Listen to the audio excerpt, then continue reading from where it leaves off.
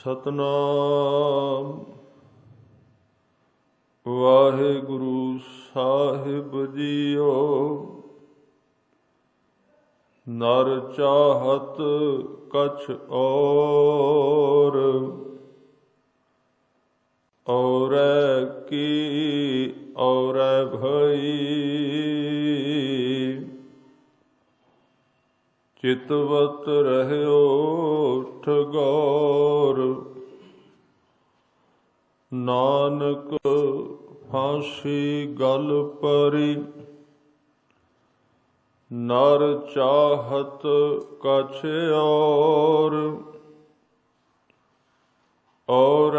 की और भई। चितवत रहयो ठगौर। नानक फांसी गल परी। वाहिगुरु जी का खालसा वाहिगुरु जी की फतेह। गरीब नवाज सतगुरु दीन दुनिया दे मालक सर्व कला समरथ श्री गुरु ग्रंथ साहिब पातशाह जी दे चरनां विच अमृत वेले दीवान विच हाज़री भर के आप जी जीवन सफल कर रहे हो। गुरु तेग बहादुर साहब पातशाह जी दे पावन पवित्र वचन अज दा जो श्लोक सरवण कीता है, इस दे अखरी भाव गुरु तेग बहादुर साहब कहंदे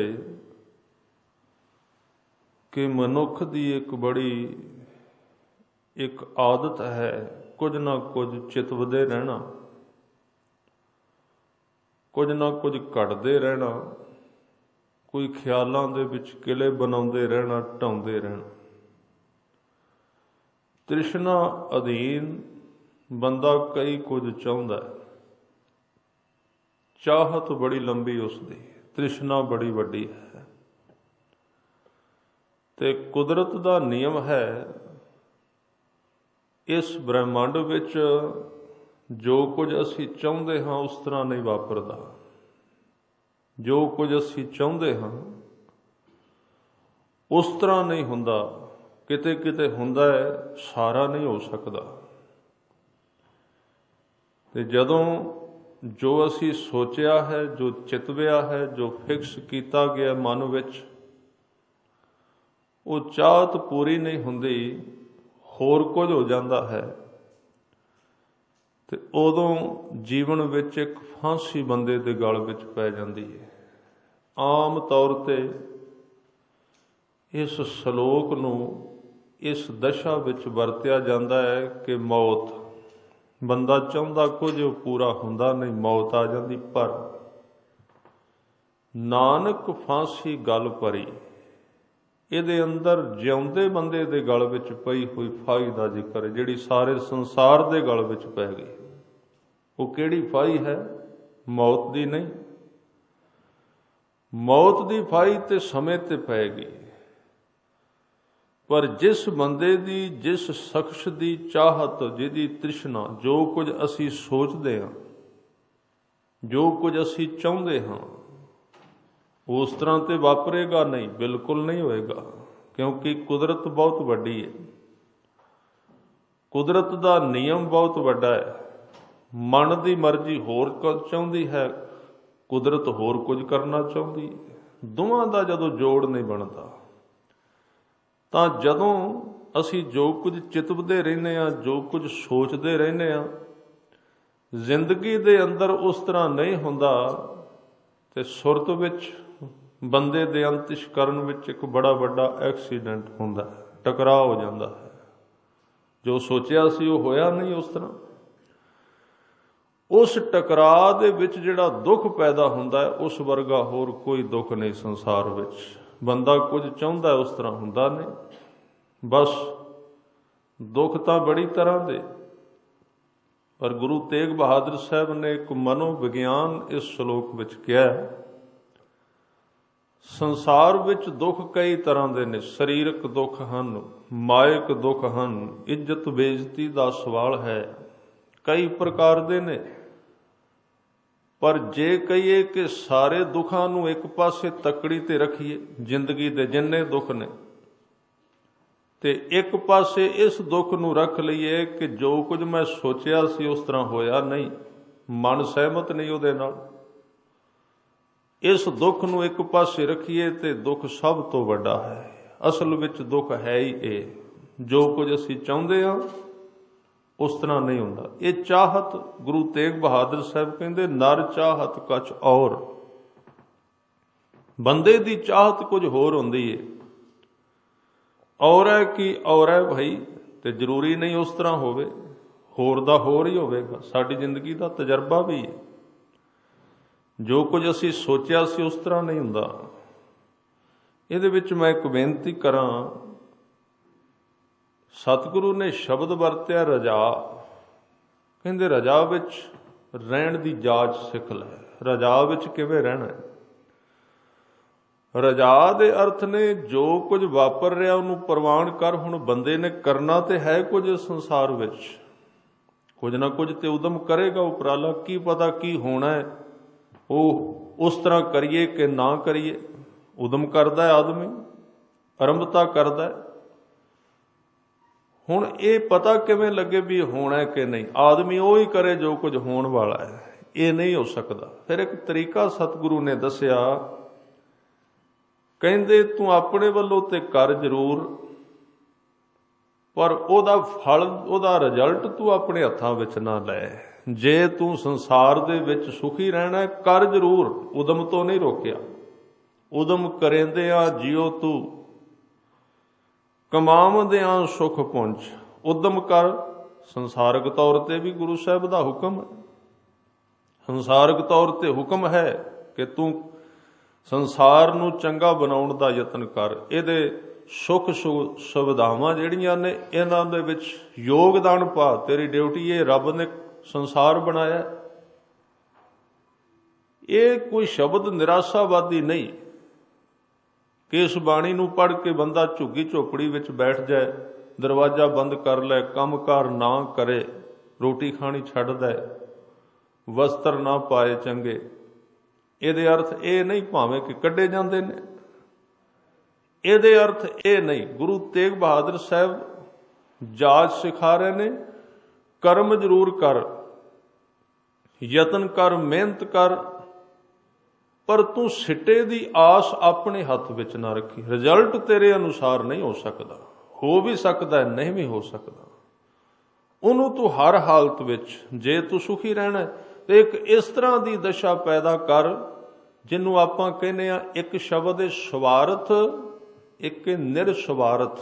ਸਵਾਰਥ ਦਾ ਅਰਥ ਹੁੰਦਾ ਹੈ ਕਿ ਉਹ ਕੰਮ ਕਰਨਾ ਜਿਹਦੇ ਅਰਥ ਆਪਣੇ ਮਨ ਦੇ ਅਨੁਸਾਰ ਨਿਕਲਦੇ ਹੋਣ, ਉਹਨੂੰ ਕਹਿੰਦੇ ਨੇ ਸਵਾਰਥੀ। ਕੋਈ ਵੀ ਕੰਮ ਕਰਨਾ ਹੈ, ਹੁਣ ਇੱਕ ਆਦਮੀ ਬਿਜ਼ਨਸਮੈਨ, ਉਹ ਧਰਮ ਦਾ ਕੰਮ ਵੀ ਕਰੇਗਾ, ਉਹਦੇ ਵਿੱਚ ਉਹਦਾ ਆਪਣਾ ਸਵਾਰਥ ਹੋਏਗਾ, ਧਨ ਹੋਏਗਾ, ਧਰਮ ਨਹੀਂ ਹੋਵੇਗਾ। ਉਹਨੂੰ ਕਹਿੰਦੇ ਨੇ ਸਵਾਰਥ। ਕਹਿੰਦੇ ਨੇ ਕੰਮ ਕਰ। ਇੱਕ ਸ਼ਬਦ ਹੈ ਸਵਾਰਥ, ਇੱਕ ਸ਼ਬਦ ਹੈ ਪਰਮਾਰਥ। ਦੋ ਗੱਲਾਂ ਨੇ, ਸਵਾਰਥ ਤੇ ਪਰਮਾਰਥ।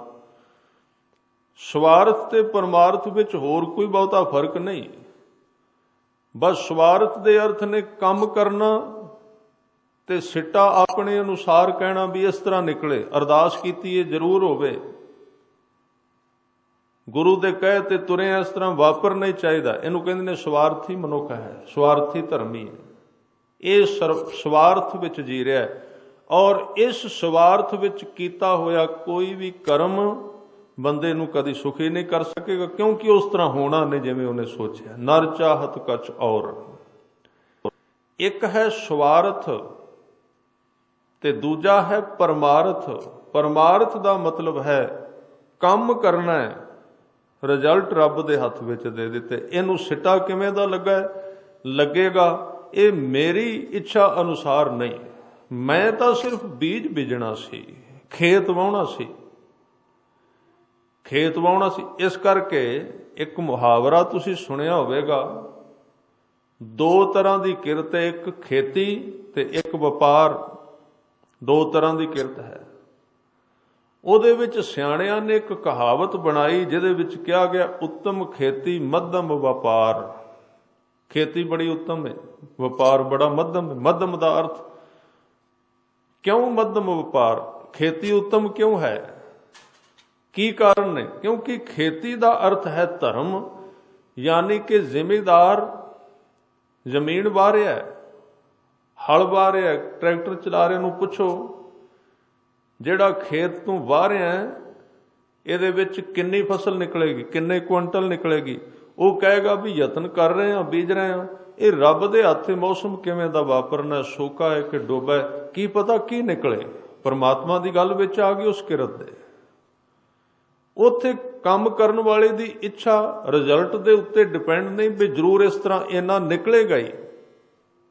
ਪਰ ਵਪਾਰ ਵਿੱਚ ਕੀ ਹੈ? ਵਪਾਰ ਵਿੱਚ ਫਿਕਸ ਹੁੰਦਾ ਹੈ ਕਿ ਜੇ 100 ਦਾ ਖਰੀਦਿਆ ਤੇ 125 ਇਹਦਾ ਕਮਾਉਣਾ, ਨਹੀਂ ਤੇ ਬੰਦ ਕਰ ਦਿਆਂਗੇ, ਦਿੰਦੇ ਨਹੀਂ। ਉਹਦੇ ਵਿੱਚ ਉਹ ਕਿਰਤ ਆਦਮੀ ਦੇ ਹੱਥਾਂ ਵਿੱਚ ਆ ਗਈ, ਪਰਮਾਤਮਾ ਨੂੰ ਉਹਦੇ ਵਿੱਚੋਂ ਪਾਸੇ ਕਰ ਦਿੱਤਾ ਗਿਆ। ਇਸ ਕਰਕੇ ਉਹਨੂੰ ਮੱਧਮ ਕਿਹਾ ਧਰਮ ਦੇ ਮਾਮਲੇ ਵਿੱਚ।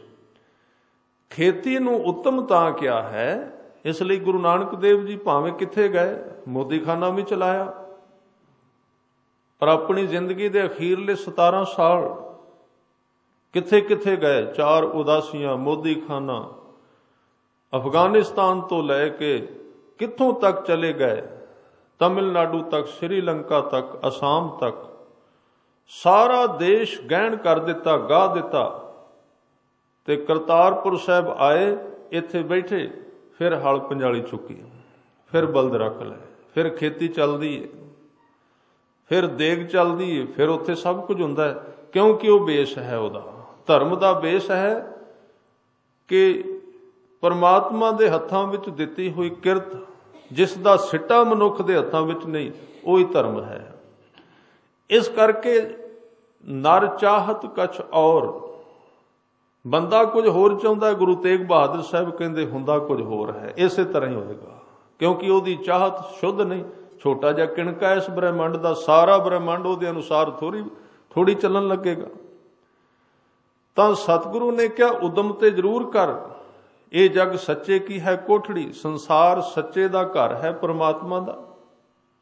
ਇਹਦਾ ਅਰਥ ਇਹ ਥੋੜੀ ਹੈ ਵੀ ਅਸੀਂ ਇਸ ਸੰਸਾਰ, ਜਿਹੜਾ ਸੰਸਾਰ ਉਸ ਰੱਬ ਦਾ ਘਰ ਹੈ ਜਿਹਨੂੰ ਅਸੀਂ ਜਪ ਰਹੇ ਹਾਂ, ਤੇ ਉਸ ਨੂੰ ਸਾਫ਼ ਰੱਖਣਾ, ਉਸ ਦਾ ਵਿਕਾਸ ਕਰਨਾ ਵੀ ਸਾਡਾ ਜੀਵਨ ਹੈ, ਸਾਡਾ ਧਰਮ ਹੈ, ਸਾਡਾ ਫਰਜ਼ ਹੈ। ਉਹਦੇ ਵਿੱਚ ਕੰਮ ਕਰਨਾ, ਉਹਦੇ ਵਿੱਚ ਕਿਰਤ ਕਰਨੀ, ਉਹਨੂੰ ਸੁੰਦਰ ਬਣਾਉਣਾ ਵੀ ਸਾਡੀ ਡਿਊਟੀ ਹੈ, ਉਹ ਵੀ ਧਰਮ ਹੈ।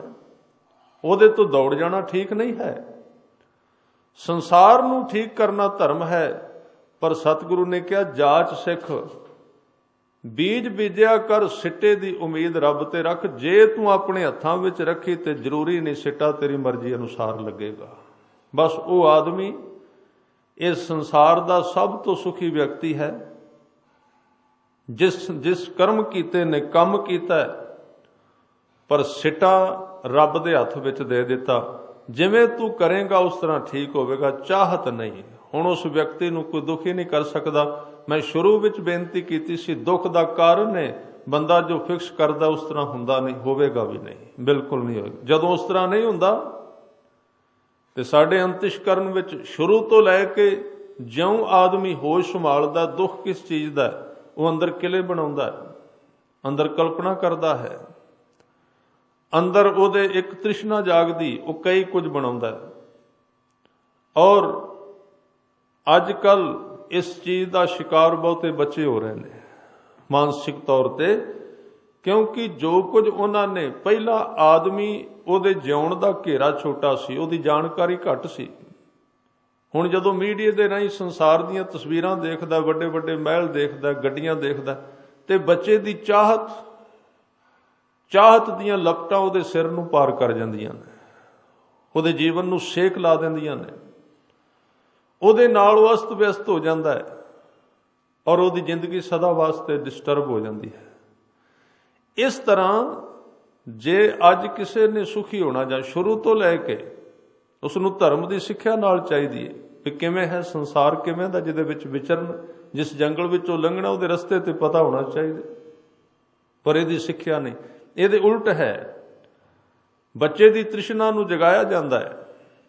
ਜੇ ਕੋਈ ਸ਼ਾਂਤ ਹੋਣ ਦਾ ਯਤਨ ਕਰੇ, ਮਾਂ-ਬਾਪ ਕਹਿ ਦਿੰਦੇ ਨੇ ਕਿ ਕਿਵੇਂ ਦਾ ਘਰ ਵਿੱਚ ਇਹਨੇ ਜਨਮ ਲੈ ਲਿਆ। ਕਬੀਰ ਸਾਹਿਬ ਨੂੰ ਕਿਹਾ ਉਹਨਾਂ ਦੀ ਮਾਤਾ ਨੇ, ਮੁਸ ਮੁਸ ਰੋਵੈ ਕਬੀਰ ਕੀ ਮਾਈ, ਇਹ ਬਾਰਕ ਕੈਸੇ ਜੀਵੈ ਰਘੁਰਾਈ। ਇਹ ਕਿਵੇਂ ਜਿਉਂਦਾ ਹੈ? ਜਿਉਣ ਦਾ ਢੰਗ ਹੈ। ਕਿਉਂਕਿ ਕਬੀਰ ਸਾਹਿਬ ਨੇ ਕਿਰਤ ਨਹੀਂ ਸੀ ਛੱਡੀ, ਕੰਮ ਨਹੀਂ ਸੀ ਛੱਡਿਆ। ਖੱਡੀ ਤਾਂ ਰੱਖੀ ਉਹਨਾਂ ਨੇ, ਕੱਪੜੇ ਬਣਾਉਂਦੇ ਸਨ, ਪਰ ਉਹਨਾਂ ਨੇ ਉਹ ਜੁਗਤ ਵਰਤ ਲਈ ਕਿ ਕਿਵੇਂ ਕੰਮ ਕਰਨਾ ਸੰਸਾਰ ਵਿੱਚ। ਮਾਂ ਨੂੰ ਨਹੀਂ ਸੀ ਉਹ ਪ੍ਰਵਾਨ, ਮਾਂ ਦੀ ਤ੍ਰਿਸ਼ਨਾ ਵੱਡੀ ਸੀ। ਉਹ ਚਾਹੁੰਦੀ ਸੀ ਮੇਰਾ ਪੁੱਤਰ ਤ੍ਰਿਸ਼ਨਾਲੂ ਹੋਵੇ, ਮੇਰਾ ਪੁੱਤਰ ਕੋਈ ਗ੍ਰਾਹਕ ਆਇਆ ਕੰਮ 100 ਦਾ ਕਰੇ, ਉਹਦੀ ਜੇਬ ਵਿੱਚੋਂ 150 ਕੱਢੇ। ਉਹ ਚਾਹੁੰਦੀ ਸੀ ਧੋਖਾਬਾਜੀ ਕਰੇ, ਇਹ ਚਾਹਤ ਸੀ। ਤਾਂ ਹੀ ਕਿਹਾ ਨਾ, ਮੁਸ ਮੁਸ ਰੋਵੈ ਕਬੀਰ ਕੀ ਮਾਈ। ਤੇ ਕੱਲੇ ਕਬੀਰ ਸਾਹਿਬ ਦੇ ਨਹੀਂ, ਤੁਸੀਂ ਖਿਆਲ ਕਰੋ, ਜੇ ਇੱਕ ਮਹਾ ਕ੍ਰਾਂਤੀਕਾਰੀ ਭਗਤ ਦੀ ਮਾਂ ਇਹ ਸੋਚਦੀ ਏ ਤੇ ਆਮ ਬੰਦੇ ਦੀ ਮਾਂ ਕੀ ਸੋਚਦੀ ਹੋਵੇਗੀ? ਉਹਦੀ ਚਾਹਤ ਕੀ ਹੋਵੇਗੀ? ਉਹ ਤੇ ਇਹ ਚਾਹੇਗੀ ਵੀ ਦੂਸਰਿਆਂ ਤੋਂ ਖੋਵੋ, ਇਕੱਠਾ ਕਰੋ, ਬਾਹਰੋਂ ਘਰ ਲਿਆਵੋ, ਜਿਵੇਂ ਮਰਜ਼ੀ ਲਿਆਓ, ਝੂਠ ਬੋਲੋ, ਧੋਖਾ ਦਿਓ, ਜੋ ਮਰਜ਼ੀ ਕਰਨਾ ਹੋਵੇ, ਆਪਣੇ ਘਰ ਨੂੰ ਵੱਡਾ ਕਰੋ। ਔਰ ਇਹ ਸਭ ਤੋਂ ਵੱਡਾ ਦੁੱਖ ਇਸ ਸੰਸਾਰ ਦਾ, ਸਭ ਤੋਂ ਵੱਡਾ ਦੁੱਖ ਇਹ ਹੈ। ਬਾਬਾ ਫਰੀਦ ਸਾਹਿਬ ਨੇ 2 ਸ਼ਲੋਕ ਕਹੇ ਨੇ ਔਰ ਉਹ ਬੜੇ ਪ੍ਰਚਲਿਤ ਨੇ। ਉਹ ਕਹਿੰਦੇ ਨੇ, ਰੁੱਖੀ ਸੁੱਖੀ ਖਾਏ ਕੈ, ਠੰਡਾ ਪਾਣੀ ਪੀਓ, ਦੇਖ ਪਰਾਈ ਚੋਪੜੀ ਨਾ ਤਰਸਾਏ ਜੀਓ, ਫਰੀਦਾ ਰੋਟੀ ਮੇਰੀ ਕਾਠ ਕੀ, ਲਾਵਣ ਮੇਰੀ ਭੁੱਖ, ਜਿਨ੍ਹਾਂ ਖਾਧੀ ਚੋਪੜੀ ਘਣੇ ਸਹਿਣਗੇ ਦੁੱਖ। ਸ਼ਲੋਕ ਬਹੁਤ ਪਿਆਰੇ ਨੇ। ਹੁਣ ਇਹਨਾਂ ਦੇ ਥੋੜੇ ਜਿਹੇ ਅਰਥ ਆਪਾਂ ਸਮਝੀਏ, ਜੀਵਨ ਵਿੱਚ ਕੰਮ ਆ ਜਾਣਗੇ। ਰੁੱਖੀ ਸੁੱਖੀ ਦਾ ਅਰਥ ਕੀ ਹੈ? ਕਿਉਂਕਿ ਗੁਰੂ ਗ੍ਰੰਥ ਸਾਹਿਬ ਦੇ ਵਿੱਚ ਕਈ ਐਸੇ ਸ਼ਬਦ ਆਉਂਦੇ, ਜਦੋਂ ਉਹਨਾਂ ਦੇ ਅਰਥ ਵੇਖਨੇ ਆ, ਜੇ ਇਕੱਲੇ ਅੱਖਰੀ ਅਰਥ ਕਰਾਂਗੇ ਤੇ ਕਈ ਵਾਰੀ ਅਰਥ ਦੂਰ ਚਲੇ ਜਾਣਗੇ ਉਸ ਭਾਵ ਤੋਂ। ਇੱਥੇ ਫਰੀਦ ਜੀ ਦਾ ਭਾਵ ਇਹ ਨਹੀਂ ਵੀ ਰੋਟੀ ਨੂੰ ਘਿਓ ਨਹੀਂ ਲਾਉਣਾ, ਰੁੱਖੀ ਖਾਣੀ ਹੈ, ਰੋਕ ਨਹੀਂ ਰਹੇ। ਅੱਖਰੀ ਅਰਥ ਇਹ ਨੇ ਕਿ ਰੁੱਖੀ ਰੋਟੀ ਖਾਓ ਤੇ ਬਾਅਦ ਵਿੱਚ ਪਾਣੀ ਪੀ ਲਓ, ਹੋਰ ਕੁਝ ਨਹੀਂ ਪੀਣਾ, ਉਹ ਵੀ ਠੰਡਾ। ਪਰ ਗੁਰੂ ਗ੍ਰੰਥ ਸਾਹਿਬ ਦੇ ਵਿੱਚ ਦੂਜੇ ਪਾਸੇ ਭਗਤਾਂ ਨੇ ਘਿਓ ਮੰਗਿਆ ਰੱਬ ਤੋਂ। ਤੁਸੀਂ ਵੇਖਦੇ ਹੋ ਕਬੀਰ ਜੀ ਦਾ ਸ਼ਲੋਕ ਦਾ ਸ਼ਬਦ ਹੈ, ਭਗਤ ਧੰਨਾ ਜੀ ਦਾ ਸ਼ਲੋਕ। ਉਹ ਕਹਿੰਦੇ ਨੇ, ਦਾਲ ਸਿੱਧਾ ਮੰਗੋ ਘਿਓ, ਘਿਓ ਮੰਗਿਆ ਹੈ। ਔਰ ਗੁਰੂ ਅੰਗਦ ਦੇਵ ਸੱਚੇ ਪਾਤਸ਼ਾਹ ਜੀ ਦੀ ਰਸੋਈ ਦੇ ਵਿੱਚ ਵਰਤੀ ਜਾਣ ਵਾਲੀ ਜਿਹੜੀ ਵਸਤੂ ਹੈ, ਉਹਦਾ ਨਾਮ ਲਿਆ ਗਿਆ ਘਿਓ। ਘਿਓ ਦੀ ਗੱਲ ਕੀਤੀ ਗਈ ਹੈ। ਘਿਓ ਤੋਂ ਰੋਕਿਆ ਨਹੀਂ, ਖਿਆਲ ਰੱਖਣਾ। ਇੱਥੇ ਰੁੱਖੀ ਸੁੱਖੀ ਦਾ ਮਤਲਬ ਹੈ ਕਿ ਜੋ ਤੂੰ ਕਿਰਤ ਕਰਨਾ, ਜੋ ਤੂੰ ਕੰਮ ਕਰਨਾ, ਸਹੀ ਢੰਗ ਦੇ ਨਾਲ ਕੰਮ ਕਰਦਿਆਂ ਜਿਹੜਾ ਜਿੰਨਾ ਕੁ ਤੇਰੇ ਕੋਲ ਆਉਂਦਾ ਹੈ, ਜਿੰਨੀ ਤੇਰੀ ਪ੍ਰਾਲਬਧ ਹੈ, ਜਿੰਨੇ ਤੇਰੇ ਭਾਗ ਵਿੱਚ ਪਰਮਾਤਮਾ ਨੇ ਪਾ ਦਿੱਤਾ ਹੈ, ਜੋ ਕੁਛ ਪਾਇਆ ਸੋ ਏਕਾ ਵਾਰ ਕਰ ਕਰ ਵੇਖਿਆ ਸਿਰਜਣਹਾਰ। ਉਹ ਭਾਵੇਂ ਰੁੱਖੀ ਹੈ, ਭਾਵੇਂ ਚੋਪੜੀ ਹੈ, ਉਹਨੂੰ ਆਪਣੀ ਸਮਝ ਕੇ ਵਰਤ ਲੈ। ਜਿੰਨਾ ਪਦਾਰਥ ਤੈਨੂੰ ਦਿੱਤਾ ਹੈ, ਉਹਦੇ ਵਿੱਚ ਭਾਵੇਂ ਸੋਨੇ ਦੇ ਬਰਤਨ ਵੀ ਕਿਉਂ ਨਾ ਹੋਣ, ਉਹ ਵੀ ਵਰਤ ਸਕਦਾ ਆਦਮੀ, ਕੋਈ ਸ਼ੱਕ ਨਹੀਂ ਹੈ। ਮਹਿਲ ਹੋਵੇ, ਕੰਧਾਂ ਹੋ ਜਾਣ ਸੋਨੇ ਦੀਆਂ, ਕੋਈ ਇਤਰਾਜ਼ ਨਹੀਂ ਹੈ, ਪਰ ਉਹ ਵਰਤੇ ਜੋ ਉਹਦਾ ਹੈ। ਹਰ ਇੱਕ ਬੰਦੇ ਦੀ ਭਾਗ ਸ਼ੈਲੀ, ਭਾਗ ਦਾ ਇੱਕ ਹਿੱਸਾ ਹੈ। ਸਾਨੂੰ ਉਹ ਹੀ ਮਿਲ ਸਕਦਾ ਜੋ ਸਾਡੇ ਸੰਜੋਗ ਵਿੱਚ ਆਇਆ, ਜੋ ਭਾਗ ਵਿੱਚ ਆਇਆ, ਉਸ ਤੋਂ ਵੱਧ ਨਹੀਂ ਰਹੇਗਾ। ਜਿਸ ਚੀਜ਼ ਦੀ ਸਮਝ ਆ ਜਾਏ ਆਦਮੀ ਨੂੰ, ਜਿਸ ਚੀਜ਼ ਦਾ ਪਤਾ ਲੱਗ ਜਾਏ ਪਦਾਰਥ ਕੀ ਹੈ ਸੰਸਾਰ ਦਾ। ਜਿਨ੍ਹਾਂ ਵਿਅਕਤੀਆਂ, ਜਿਨ੍ਹਾਂ ਨੇ ਨਾਮ ਨਾਲ, ਸ਼ਬਦ ਨਾਲ ਸਾਂਝ ਪਾ ਲਈ, ਉਹਨਾਂ ਨੂੰ ਪਦਾਰਥ ਦੇ ਹਿਸਾਬ ਕਿਤਾਬ ਦਾ ਪਤਾ ਲੱਗਾ ਵੀ ਇਹ ਕੀ ਚੀਜ਼ ਹੈ। ਅਸੀਂ ਕਈ ਵਾਰੀ ਕਹਿੰਦੇ ਹਾਂ ਫਲਾਣੇ ਬੰਦੇ ਆਦਮੀ ਨੇ ਬਹੁਤ ਕੁਝ ਬਣਾਇਆ ਹੈ। ਗਲਤ ਹੈ ਮੁਹਾਵਰਾ। ਬਣਾਉਣਾ ਕੀ ਸੀ? ਇੱਥੇ ਧਰਤੀ ਤੇ ਜੋ ਕੁਝ ਬਣਿਆ ਇੱਕੋ ਵਾਰੀ ਬਣਿਆ ਹੈ, ਪਰਤ ਕੇ ਕੋਈ ਸਿਰਜਣ ਨਹੀਂ ਕਰ ਸਕਿਆ, ਬਣਾ ਨਹੀਂ ਸਕਿਆ। ਸਿਰਜਣਹਾਰ ਤੇ ਇੱਕ ਹੈ, ਸਿਰਜਿਆ ਕਿਸ ਨੇ, ਬਣਾ ਕੌਣ ਸਕਦਾ? ਅਸੀਂ ਕਹਿੰਦੇ ਹਾਂ ਫਲਾਣੇ ਆਦਮੀ ਨੇ ਬੜਾ ਬਣਾਇਆ ਹੈ, ਕੋਈ ਨਹੀਂ ਬਣਾ ਸਕਦਾ। ਸਿਰਫ ਉਹਦੇ ਭਾਗ ਸ਼ੈਲੀ ਦੇ ਵਿੱਚ ਧਨ ਸੀ, ਉਹ ਧਨ ਇੱਥੇ ਪਿਆ ਸੀ ਪਹਿਲਾਂ, ਉਹਦੇ ਤੋਂ ਪਹਿਲਾਂ ਕਿਸੇ ਕੋਲੋਂ ਨਿਕਲ ਗਿਆ, ਉਹਦੇ ਕੋਲ ਆ ਗਿਆ। कल ਨੂੰ ਉਹਦੇ ਕੋਲੋਂ ਨਿਕਲ ਜਾਣਾ ਹੈ, ਦੂਸਰੇ ਕੋਲ ਚਲਾ ਜਾਏਗਾ।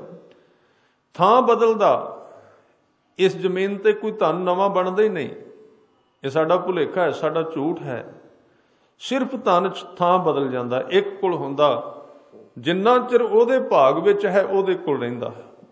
ਤਾਂ ਇਤਰਾਜ਼ ਨਹੀਂ ਗੁਰੂ ਗ੍ਰੰਥ ਸਾਹਿਬ ਪਾਤਸ਼ਾਹ ਜੀ ਨੂੰ ਕਿ ਕੋਈ ਪਦਾਰਥ ਕਿੰਨਾ ਵਰਤਦਾ ਹੈ, ਵਰਤ ਸਕਦਾ ਹੈ, ਪਰ ਰੁੱਖੀ ਸੁਖੀ ਦਾ ਅਰਥ ਕੀ ਹੈ? ਰੁੱਖੀ ਸੁਖੀ ਦਾ ਅਰਥ ਹੈ ਇਸ ਘਰ ਮੈਂ ਹੈ ਸੋ ਤੂੰ ਢੂੰਡ ਖਾਹੇ ਔਰ ਕਿਸੇ ਹੀ ਕੇ ਤੂੰ ਮਤ ਹੀ ਜਾਹੇ। ਭਗਤ ਕਬੀਰ ਜੀ ਦਾ ਬਸੰਤ ਰਾਗ ਦਾ ਸ਼ਬਦ ਹੈ।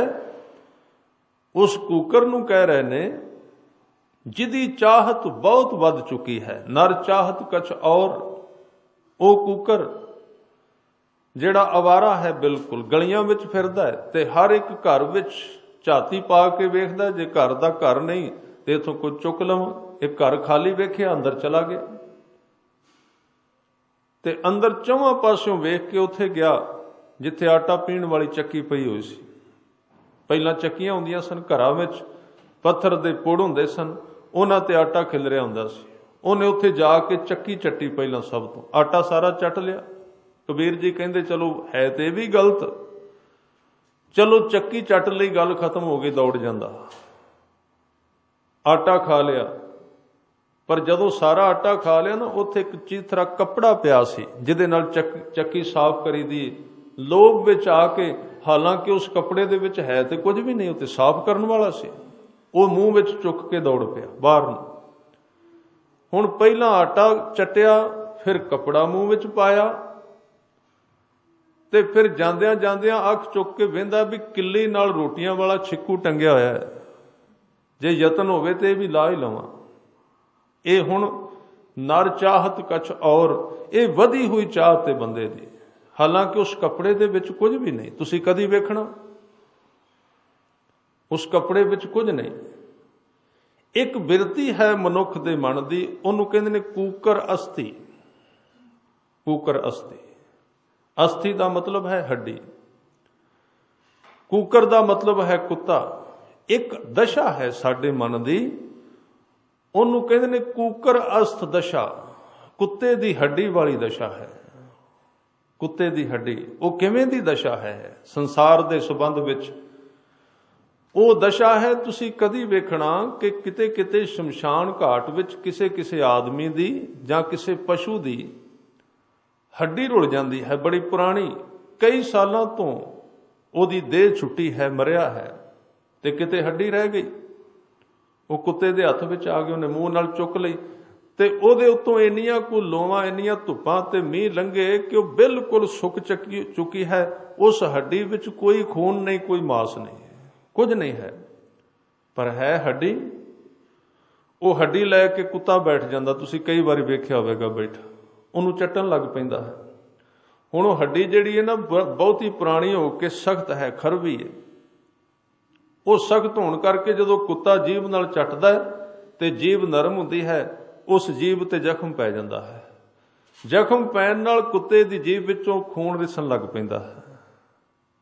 ਹੁਣ ਜਿਉਂ-ਜਿਉਂ ਚੱਟਦਾ ਉਹ ਖੂਨ ਵੱਧਦਾ ਹੈ, ਪਰ ਉਸ ਖੂਨ ਦੇ ਸਵਾਦ ਵਿੱਚ ਉਹਨੂੰ ਇੱਕ ਅਗਿਆਨ ਵਿੱਚ ਡਿੱਗ ਪੈਂਦਾ ਹੈ। ਉਹ ਸੋਚਦਾ ਵੀ ਇਹ ਖੂਨ ਹੱਡੀ ਵਿੱਚੋਂ ਆ ਰਿਹਾ ਹੈ, ਉਹਨੂੰ ਇਹ ਨਹੀਂ ਪਤਾ ਤੇ ਤੇਰੀ ਜੀਭ ਵਿੱਚੋਂ ਨਿਕਲ ਰਿਹਾ ਹੈ। ਆਪਣੀ ਜੀਭ ਦੇ ਖੂਨ ਨੂੰ ਚੱਟੀ ਜਾਂਦਾ ਹੈ, ਹੱਡੀ ਤੋਂ ਚੱਟੀ ਜਾਂਦਾ ਹੈ। ਜਿੰਨਾ ਕੁ ਪਦਾਰਥ ਦਾ ਸਵਾਦ ਅਸੀਂ ਸੋਚਨੇ ਆ ਬਾਹਰੋਂ ਆ ਰਿਹਾ ਹੈ, ਅਸੀਂ ਵੇਖਨੇ ਆ ਬਾਹਰ ਕੋਈ ਅਸੀਂ ਤਸਵੀਰ ਵੇਖ ਰਹੇ ਹਾਂ ਉਹਦੇ ਕਰਕੇ ਸਵਾਦ ਹੈ, ਬਿਲਕੁਲ ਗਲਤ ਹੈ। ਬਾਹਰਲੀ ਤਸਵੀਰ ਕਰਕੇ ਸਵਾਦ ਨਹੀਂ, ਉਹ ਬੰਦੇ ਦੀ ਆਪਣੀ ਹੀ ਜੀਭ ਦਾ ਖੂਨ ਹੈ। ਬਾਹਰ ਤੇ ਸਿਰਫ ਸਾਧਨ ਬਣਿਆ, ਹੋਰ ਕੱਖ ਵੀ ਨਹੀਂ ਹੈ, ਬਾਹਰੋਂ ਨਹੀਂ ਕੋਈ ਸਵਾਦ ਆਉਂਦਾ। ਜਿਹੜੇ ਸੰਸਾਰ ਦੇ ਭੋਗ ਨੇ ਉਹਨਾਂ ਦਾ ਰਸ ਵੀ ਬਾਹਰ ਨਹੀਂ, ਬੰਦੇ ਦੇ ਅੰਦਰ ਹੀ ਹੈ। ਉਹ ਸੋਚਦਾ ਮੈਂ ਫਲਾਣੀ ਚੀਜ਼ ਵੇਖੀ ਉਹਦੇ ਕਰਕੇ ਬੜਾ ਸਵਾਦ ਆਇਆ, ਨਹੀਂ, ਉਹਦੀ ਅੱਖ ਦਾ ਧੋਖਾ ਹੈ। ਉਹ ਸਵਾਦ ਉਹਦੇ ਅੰਦਰ ਹੀ ਹੈ, ਕਿਤੇ ਪਿਆ ਹੋਇਆ, ਉਹ ਅੰਦਰੋਂ ਵਰਤੋਂ ਕਰ ਰਿਹਾ, ਬਾਹਰ ਤੇ ਸਿਰਫ ਹੱਡੀ ਹੈ। ਇਸੇ ਤਰ੍ਹਾਂ ਖਾਣ ਦਾ ਸਵਾਦ, ਜੀਭ ਦਾ ਰਸ ਹੈ, ਉਹ ਵੀ ਸੋਚਦਾ ਬਾਹਰੋਂ ਆ ਰਿਹਾ ਹੈ, ਬਾਹਰੋਂ ਉਸ ਨੂੰ ਕੋਈ ਸਵਾਦ ਨਹੀਂ ਆਉਂਦਾ, ਉਹ ਵੀ ਅੰਦਰੋਂ ਆ ਰਿਹਾ। ਖਾਣ ਦਾ ਸਵਾਦ ਬਾਹਰੋਂ ਨਹੀਂ ਆਉਂਦਾ, ਉਹ ਤੇ ਸਿਰਫ ਸਾਧਨ ਹੈ, ਕੱਖ ਵੀ ਨਹੀਂ। ਉਹ ਤੁਸੀਂ ਕਈ ਵਾਰੀ ਵੇਖਣਾ कि 10 दिन बंदे नूं बुखार रवे, बुखार तो उठदा है तो उसनूं रोटी चंगी नहीं लगती, बेस्वाद लगती है तो वही रोटी जिहदे विचों सुगंधी आउंदी सी। बेस्वाद क्यों, बेरसी क्यों, फिक्की क्यों? क्योंकि बुखार ने उहदे तत्त जिहड़े रस सन ना, बंदे दी जीभा ते पानी आउंदा है जिहड़ा उहनूं स्वाद दिंदा है, वो सुक गया बुखार करके, दवाइयां करके। हुण उसनूं रोटी भी कसैली लगदी है।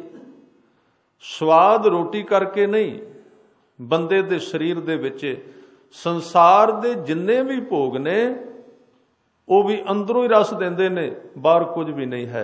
ते जिन्हां नूं अंदर नाम नाल सांझ पाउण दी दात गुरु ने दे दित्ती, उन्हां नूं बाहरों फिर रस खोजने नहीं पैंदे, वो शब्द द्वारा अंदरों सारे रस पूरे कर लैंदे ने, अंदरों उन्हां दी पूर्ति हो जांदी है। संसार विच एक भुलेखा है भी आ धर्मी बंदे बेरस रहिंदे, नहीं।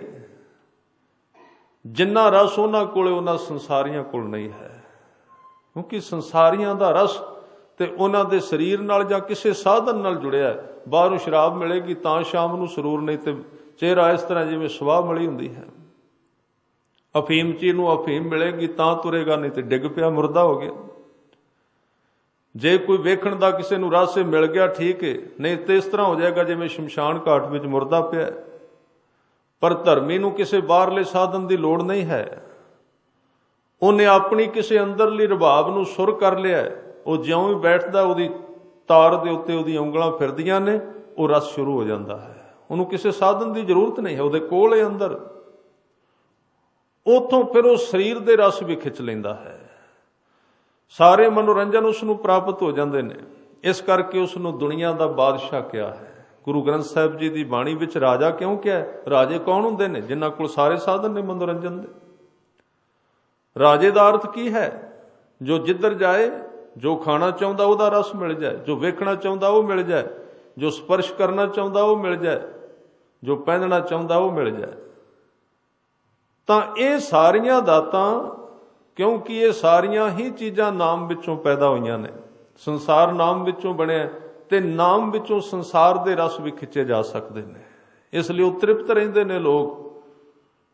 मैं बेनती कर रहा सी, वो कूकर उस कपड़े विच कुछ भी नहीं, पर चाहत दे अधीन, रस दे अधीन उधर तुरया जा रहा है। कबीर जी कहते ने, सुर है कि जैसी तेरी चाल, तेरी पूंछट ऊपर झमक बाल। उस कुत्ते का जिक्र करते हैं। चाकी चाटा चून खाहे, चक्की चट्टी ते चून का अर्थ है आटा भी खा लिया। चाकी का चीथरा कहाँ ले जाए, पर चक्की का चीथरा वो कपड़ा जिहदे नाल चक्की साफ करी दी किधर लेके जा रहे। छीके पर तेरी बहुत डीठ, मत लकड़ी सोटा परै तेरी पीठ।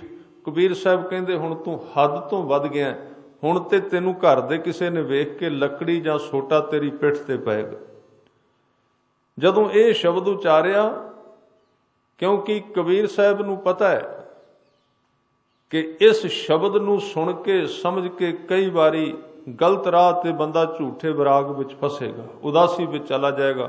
वो कहेगा काम की लोड़ नहीं, किरत की लोड़ नहीं, खाण की लोड़ नहीं। उथे कबीर जी ने कहा, कहत कबीर भोग भले कीन। भोग कर, भले का अर्थ है जो तेरे अनुसार है, जो तेरा है, जो तेरे संयोग विच है। इस घर में है सो तू ढूंढ खाहे, और किसी के तू मत ही जाहे। इस घर का की मतलब है? इस घर का मतलब है तेरी प्रालबद्ध, तेरा भाग। ਉਹਦੇ ਵਿੱਚ ਜਿਹੜਾ ਪਦਾਰਥ ਤੈਨੂੰ ਸਹਿਜ ਹੀ ਮਿਲ ਰਿਹਾ ਹੈ ਉਹ ਹੀ ਤੇਰਾ ਹੈ, ਉਹਨੂੰ ਵਰਤੋਂ ਕਰ। ਜੋ ਮਿਲਦਾ ਹੈ ਉਹਨੂੰ ਵਰਤ ਲੈ, ਜੋ ਕੁਝ ਨਹੀਂ ਮਿਲਦਾ ਉਹਦੇ ਵਾਸਤੇ ਕਲਪੀ ਨਾ। ਸੁਖ ਇਸ ਤੋਂ ਵੱਡਾ ਹੋਰ ਕੋਈ ਵੀ ਨਹੀਂ ਹੈ। ਉਦਮ ਕਰ, ਕਿਰਤ ਕਰ, ਯਤਨ ਕਰ, ਤੇ ਜੋ ਕੁਝ ਤੈਨੂੰ ਮਿਲਦਾ ਹੈ ਉਹਨੂੰ ਵਰਤ, ਤੇ ਉਹਨੂੰ ਵਰਤਨ ਦੀ ਵੀ ਜਾਚ ਦੱਸੀ ਸਤਿਗੁਰੂ ਨੇ। ਭਾਵੇਂ ਭਾਗ ਵਿੱਚ ਹੋਵੇ ਵੀ ਨਾ, ਇਹਦੇ ਅਰਥ ਇਹ ਨਹੀਂ ਕਿ ਸਾਡੇ ਭਾਗ ਵਿੱਚ ਬੜਾ ਕੁਝ ਰੱਬ ਨੇ ਲਿਖਿਆ ਜੀ। ਕਹਿੰਦੇ ਰੱਬ ਨੇ ਦਿੱਤਾ ਮौज ਕਰੋ, ਆਨੰਦ ਕਰੋ, ਗੁਰੂ ਦਾ ਹੁਕਮ ਇਹ ਨਹੀਂ ਹੈ। ਉਹ ਕਹਿੰਦੇ ਨੇ ਜਿੰਨੀ ਤੇਰੀ ਲੋੜ ਉਹਦੀ ਵਰਤੋਂ ਕਰ, ਤੇ ਅੱਗੋਂ ਵਾਸਤੇ ਹੋਰ ਖਜ਼ਾਨਾ ਇਕੱਠਾ ਕਰ ਲੈ। ਰੱਬ ਦੇ ਪਿਆਰਿਆਂ ਦੇ ਬਚਨ ਸਨ। ਉਹਨਾਂ ਨੇ ਬਚਨ ਕਹਿਣ ਲੱਗੇ ਪਹਿਲਾਂ ਬੀਜਿਆ ਸੀ ਹੁਣ ਖਾ ਰਹੇ ਹੋ। ਤੇ ਉਦਾਹਰਨ ਬੜੀ ਸੋਹਣੀ ਦਿੱਤੀ। ਕਹਿਣ ਲੱਗੇ ਤੁਸੀਂ ਕਦੀ ਵੇਖਣਾ ਜ਼ਿਮੀਦਾਰ ਦੀ ਅਜੇ ਕਣਕ ਖੜੀ ਹੁੰਦੀ ਹੈ, ਜਦੋਂ ਕਣਕ ਬੀਜਦਾ, ਅੱਜ ਕੱਲ੍ਹ ਕਣਕਾਂ ਨੇ ਤੁਸੀਂ ਵੇਖੋ ਖੜੀਆਂ ਨੇ, ਕਣਕ ਅਜੇ ਖੜੀ ਏ ਤੇ ਉਹ ਪਹਿਲਾਂ ਹੀ ਦੁਕਾਨ ਤੇ ਜਾ ਕੇ ਬੀਜ ਵਾਲੇ ਤੋਂ ਪਤਾ ਕਰਦਾ ਵੀ ਝੋਨੇ ਦਾ ਬੀਜ ਕਿਹੜਾ ਵਧੀਆ ਆ ਗਿਆ। ਅਜੇ ਖੜੀ ਕਣਕ ਹੁੰਦੀ ਹੈ ਤੇ ਉਹ ਪਨੀਰੀ ਬੀਜ ਦਿੰਦਾ ਝੋਨੇ ਦੀ, ਕਿਉਂਕਿ ਉਹਨੂੰ ਪਤਾ ਕਣਕ ਵੱਢਾਂਗੇ ਅੱਗੋਂ ਫਿਰ ਝੋਨਾ ਲਾਉਣਾ ਹੈ। ਉਹ ਕਹਿੰਦੇ ਨੇ ਅੱਜ ਤੇ ਅਜੇ ਤੈਨੂੰ ਭਾਵੇਂ ਲੋੜ ਨਹੀਂ ਦਿਸਦੀ, ਅਜੇ ਤੇ ਪਿਛਲੀ ਫਸਲ ਖੜੀ ਤੂੰ ਖਾਈ ਜਾਂਦਾ, ਪਿਛਲਾ ਭਾਗ ਸੀ ਤੇਰਾ ਖਾਈ ਜਾਂਦਾ। ਹੁਣ ਅੱਗੋਂ ਜਿਹੜਾ ਸਮਾਂ ਆ ਜਾਏਗਾ ਜਦੋਂ ਤੇਰੇ ਕੋਲ ਕੁਝ ਨਹੀਂ ਹੋਏਗਾ, ਉਦੋਂ ਕਿਹੜੀ ਚੀਜ਼ ਵਰਤੇਗਾ। ਇਹ ਗੁਰੂ ਰਾਮਦਾਸ ਪਾਤਸ਼ਾਹ ਜੀ ਦੇ ਇੱਕ ਸੰਤ ਦੀ ਵਿਆਖਿਆ ਹੈ, ਜਿਹਦੇ ਵਿੱਚ ਉਹ ਕਹਿੰਦੇ ਨੇ ਜਿਨੇ ਐਸਾ ਹਰ ਨਾਮ ਨਾ ਚੇਤਿਓ ਸੇ ਕਾਹੇ ਜਗ ਆਏ ਰਾਮ ਰਾਜੇ। ਇਹ ਮਾਨਸ ਜਨਮ ਦੁਲੰਭ ਹੈ, ਨਾਮ ਬਿਨਾ ਬਿਰਥਾ ਸਭ ਜਾਏ। ਹੁਣ ਵੱਤੈ ਹਰ ਨਾਮ ਨਾ ਬੀਜਿਓ, ਅੱਗੇ ਭੁੱਖਾ ਕਿਆ ਖਾਏ। ਮਨ ਮੁਖਾਂ ਨੂੰ ਫੇਰ ਜਨਮ ਹੈ, ਨਾਨਕ ਹਰ ਭਾਏ। ਬੀਜਣ ਦਾ ਮਤਲਬ ਹੈ ਕਿ ਤੇਰੇ ਭਾਗ ਵਿੱਚ ਜੇ ਪਦਾਰਥ ਵੀ ਹੈ ਤੇ ਜਿੰਨਾ ਸਰੀਰ ਨੂੰ ਲੋੜ ਮੁਤਾਬਕ ਚਾਹੀਦਾ ਉਹਨਾਂ ਕੁ ਰੱਖ, ਬਾਕੀ ਦੇ ਨੂੰ ਸੰਸਾਰ ਵਿੱਚ ਵੰਡ ਦੇ। ਇਹ ਗੁਰਮਤਿ ਦਾ ਸਿਧਾਂਤ ਹੈ। ਜੋ ਤੇਰੀ ਲੋੜ ਹੈ, ਜਿੰਨੀ ਤੇਰੀ ਜ਼ਰੂਰਤ ਹੈ, ਜਿੰਨਾ ਤੈਨੂੰ ਚਾਹੀਦਾ ਹੈ, ਉਹਨਾਂ ਕੁ ਰੱਖ।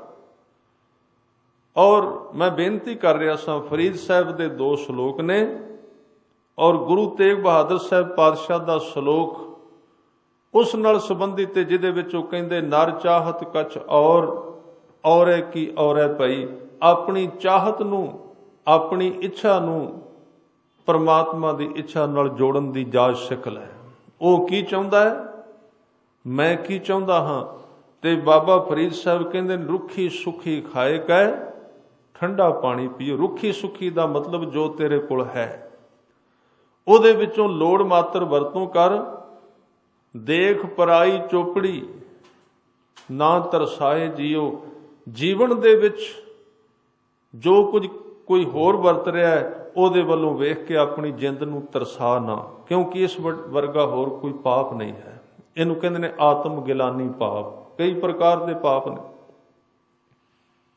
ਆਤਮ ਗਿਲਾਨੀ ਪਾਪ, ਆਤਮ ਗਿਲਾਨੀ ਦਾ ਮਤਲਬ ਹੈ ਆਪਣੇ ਆਤਮ ਨੂੰ ਕੋਹਣਾ, ਵਾਰ-ਵਾਰ ਕਲਪਿਤ ਕਰਨਾ ਅੰਦਰ ਕਿਸੇ ਚੀਜ਼ ਵਾਸਤੇ। ਇਹ ਬਹੁਤ ਵੱਡਾ ਅਧਿਆਤਮਕ ਦੁਨੀਆ ਦਾ ਅਪਰਾਧ ਹੈ। ਆਪਣੇ ਮਨ ਨੂੰ ਵਾਰ-ਵਾਰ ਕੋਈ ਜਾਣਾ, ਤ੍ਰਿਪਤੀ ਵਿੱਚ ਰਹਿਣਾ ਅਧਿਆਤਮਕ ਦੁਨੀਆ ਦਾ ਪੁੰਨ ਹੈ। ਦੇਖ ਪਰਾਈ ਚੋਪੜੀ ਨਾ ਤਰਸਾਏ ਜੀਓ। ਇਸ ਤੋਂ ਅਗਲਾ ਸ਼ਲੋਕ ਕਿਹਾ ਰੋਟੀ ਮੇਰੀ ਕਾਠ ਕੀ ਲਾਵਣ ਮੇਰੀ ਭੁੱਖ। ਰੋਟੀ ਮੇਰੀ ਕਾਠ ਕੀ, ਕਾਠ ਕਹਿੰਦੇ ਨੇ ਲੱਕੜ ਦਾ।